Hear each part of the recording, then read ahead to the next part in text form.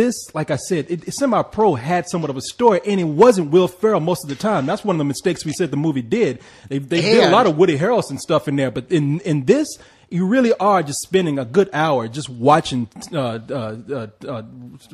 his name? John C. Reilly. John C. Reilly and Will Ferrell just pretty much act stupid. And don't forget, Leon, that with Semi-Pro, Will Ferrell went out and did a press tour where Corey got to talk to him. And this time, there was no press tour. So clearly, the movies are radically different. Actually, did he not give you a reach around when you interviewed him? You know something that was funny with Semi-Pro? I did that interview and had to come back and sadly say I feel bad like saying this movie sucks because I had to talk to him. A lot of people like said, wow, you know, that really must suck. I have to sit up there and be nice to somebody. I have to be nice to you. Even in this movie though, I'd have to come back and say, I don't give a fuck how nice you are to me. I'm gonna slap the shit out of you for doing this. You shouldn't do this anymore. If it had been Rob Schneider, who's a lot shorter, you probably would have just smacked him. Yeah. But Will Ferrell's like 6'6", so. Hey, let's all just be thankful that Rob Schneider doesn't have a comedy out right now. Yeah, it doesn't have a comic following the way Will Ferrell's. Can you imagine if we had to keep seeing movie after movie? He did show up in a film. I mean, it is the summer of bad movies by SNL people. Now, you want to talk about somebody... look, Will Ferrell ain't scary. Will Ferrell, big old goofball. What's his name? Rob Schneider. Now, that motherfucker's scary when you don't like his movie. I did an interview with him. Oh, yeah. Do you remember this? Yes, I do. And he sat me down and he said, so... Corey, that's your name, right? I hear that you didn't like my movie. None of Austin liked my movie. I'm like, what am I look like the mayor of Austin? Actually, I remember this because everybody was talking about this. We had Rob Schneider come to town to do a big press thing, and the problem was you were like one of his last interviews. And he was really excited. He sits down with the first person and he says, "Oh, so what'd you think of the movie?" The person's like, "Oh, I missed the screening." Oh, but you're doing the interview anyway. Yeah. Well, okay. Well, let's talk about it, and I'll tell you about the movie. And then the second person sits down. He says, "Oh, so how'd you like the movie?" "Oh, I didn't make the screening." So he goes through this for like 2 hours and when people have finally seen it, they're like, "Yeah, I really didn't like the movie." So finally, when you get to like the last person, it's just like, "Oh, so I guess he didn't like nobody in town liked my fucking movie." And so by that point he was a raging asshole. And but it didn't help. I got a feel for the guy because there were some real sleaze buckets and you know doing interviews without seeing the fucking film. And after that he hopped on his tricycle and rode away. Was this the animal? No, it was the one where the hot chick. You know, that's funny because I like the hot chick. And you know something? You would have been his best friend. I know. He could have been on the poster. Notice how he's never come to Austin again. Oh wait, he hasn't been making movies. I'm sorry. Yeah. And you know what's funny about that, man? I think he was twice as upset because he got there late, and I've been waiting on him, and they had closed down everything, and they pretty much put us in a closet. We were in a room where they had the chairs stacked up. We were squeezed up against the wall. I am a Hollywood celebrity. I was on Saturday Night Live. I do not do... Hey, can you get out of the way, please? I got to grab a broom. Exactly. Yeah, it sounds like Daffy Duck with his dressing room. It's the broom closet. You know how bad it is to say you wouldn't even had a career if it wasn't for Adam Sandler? You're like, oh, God, really? Man, let me tell you something, though. Well, back to this movie here. Let's leave the movie behind. The movie is not going to make it. But we got to bring it back. We got to wrap it up something. No, I was going to say, man. You know, another thing that made me upset about this movie is that the guy who is responsible in the movie, the guy who is out doing something with his life, he's the asshole. Well, that's the villain. He actually was an asshole. Yeah, dude, he was. That guy was a dick to the point of where you could never believe anyone would be that big of a dick. Yeah, they pushed him that way so that they made him a big asshole so that they could actually come back and make you have sympathy. No, wait, hold on. What I'm saying is they created that character just to be that much of an asshole to make you have sympathy for two other characters who why should we give a shit about them? They don't want to do anything with their lives. I cannot believe how much emotion you're attaching to this movie and to these characters. I don't have any real emotion. I'm pointing out flaws what I think with the characters in this movie. I think that's bad character writing. You're right in the sense that it's stupid because that was the only way they could create any sympathy for these characters at all. It's true. I mean, what else in the movie happens that makes you go, you know what, these guys, they're not that bad, except for somebody who's even bigger jerk than they are, and that's the guy who has a job. And it's just such a manipulative way to write those characters. It's just like, I see through this and I know what you're doing, and you're really trying to make two unlikable characters more likable by making somebody else a bigger asshole. And I just thought that was pretty poor. You know, itself. in many ways, though, I appreciate the fact that they surgically removed a plot from this film. Yeah. Because I don't care. When I watch those other Will Ferrell movies, when they're going back to the plot, they have a moment, they have to make it move forward. I'm like, you know what, can we just go back to y'all acting like a bunch of apes? Because that's actually much better than these points where you're dealing with the plot. It would be fine if them acting stupid was funny.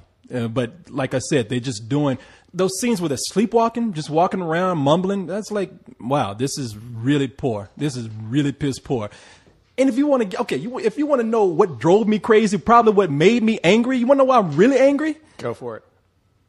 Your pizza sucked? No, not only do I hate these characters, not only do I hate this movie, but I hate sitting next to Bo. I can't take it. He was funny. Normally, I don't have that big a problem with it, but it was like that. This really isn't that funny, and he's dying laughing during. And I'm like, "Will you stop laughing?" Oh, he does that.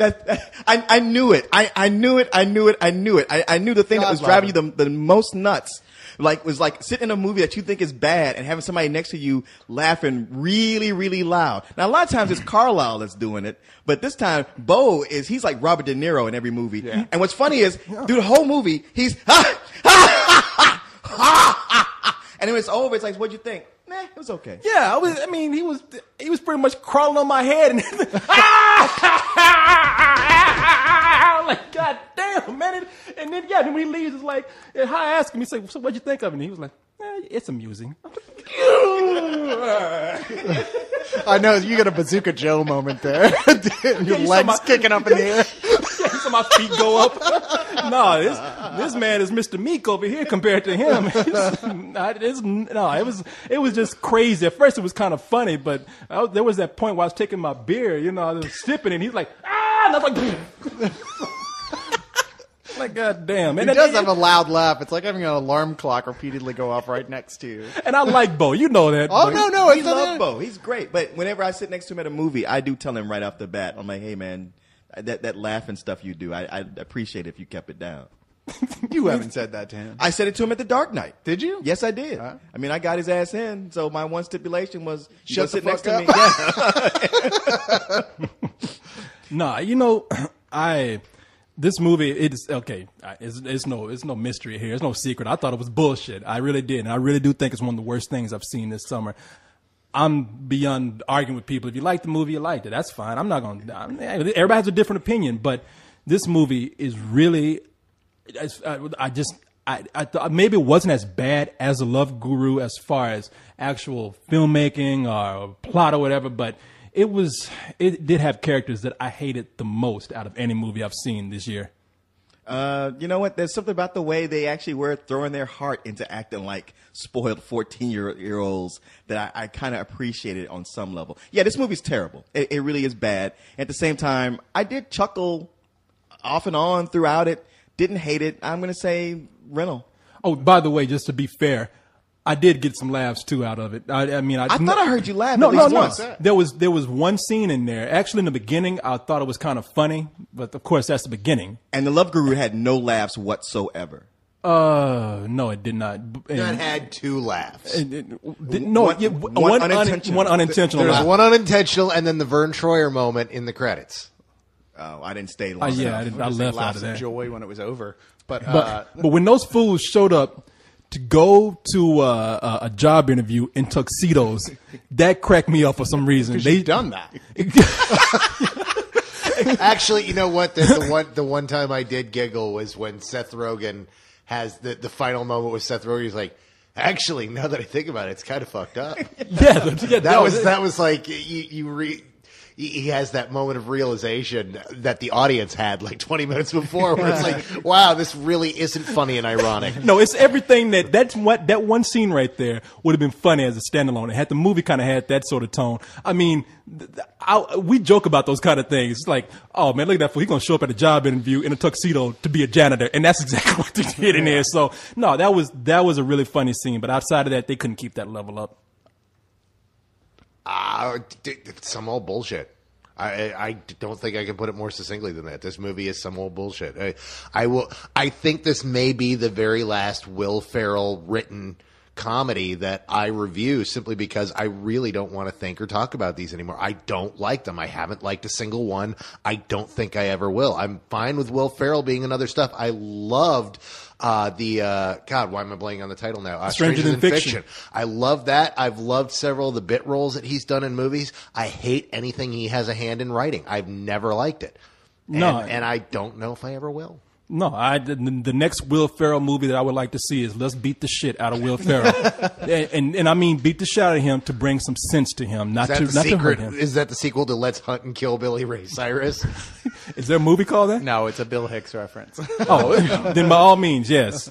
No, that's it for me. I got no more. I'm done. I can't bring myself to hate this, really. Oh, did you not give your review? No, I'm sorry. I'm so sorry. That's why I was surprised. I was like, wait, you're coming to me. Usually we go clockwise. Yeah, fuck you. I don't want to hear another positive review of this. You get nothing. No, go ahead. I'm sorry. No, I mean, I agree with Leon on this, really. It's like, I did chuckle off and on throughout this, but nothing, I can't even remember anything that made me laugh, though. It was just like a gut reaction stuff. And to be honest, Will Ferrell and John C. Reilly both, I think, are 100 times as funny with their lowest points of humor as Mike Myers has been in a decade.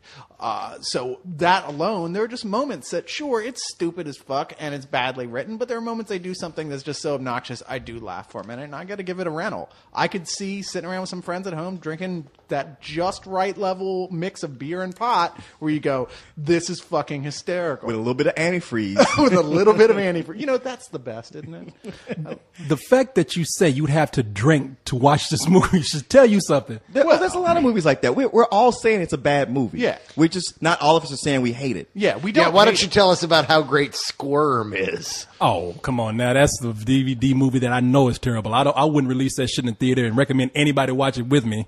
Except unless you had beer. Yeah. There are movies that do that. You know, you say, by all means, get drunk and watch it. You'll have a good time. Here's the difference with something like Squirm, though. You watch Squirm when they tried to make a serious movie, and you look at it and you're like, oh, they failed on every attempt, and you're laughing at it because of that. There's nothing worse than a comedy that tries to be funny and fails at being funny. But you know, there are those comedies that are bad, but you laugh at anyway at points. Like for me, it's Pootie Tang. I can't defend it on any level, and yet when I'm had a few beers and it's on TNT, I'm like, all right, I'll watch this for 20 minutes and I'll laugh. You know something? When you speak Pootie Tangnese to me, I understand what you're saying. Sada Ting. Oh God, we're not. No, I've fallen into the ninth circle of comedy hell, where I've got my buddies laughing at fucking Pootie Tang references. Holy shit! Get me the fuck out of here, please. Okay. Oh, by the way, really, seriously, and this is not a joke here. They have comedy gold here. The next movie they do, really, why don't they just have Will Ferrell be a retarded guy? People get Academy Awards for playing retarded people. Will Ferrell take that act, put it in a drama, and he'll be the next Tom Hanks. Because at this point, nobody would believe he's acting.